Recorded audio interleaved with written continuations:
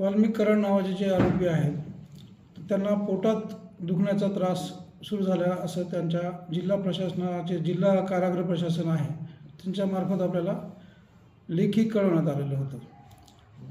आणि पोटाचा त्रास असल्यामुळे जे ऑन कॉल आपले सर्जन आहेत ज्याला आपण शल्यचिकित्सक म्हणतो त्यांना संध्याकाळी जाऊन तपासणी केली. त्यांना तपासणीअंती त्यांच्या काही तपासण्या कराव्या लागतील असं वाटल्यामुळे त्यांना जिल्हा रुग्णालयात दाखल करण्याचा सल्ला 7:45 वाजता दिला होता संध्याकाळी काल. त्याप्रमाणे कारागृह प्रशासनाने त्यांना रात्री 12:30च्या दरम्यान जिल्हा रुग्णालयामध्ये आणून दाखल केलेले होते.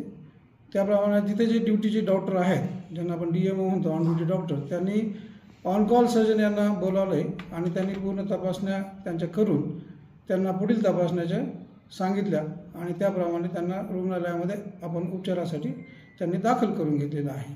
सध्या ते वॉर्डामध्ये उपचारासाठी दाखल केलेले आहेत आणि त्यांच्यावर पुढील उपचार आणि पुढील तपासण्या करण्याची प्रक्रिया चालू आहे. कुठल्या सर तपासण्या करायच्या सांगितल्यात आणि ते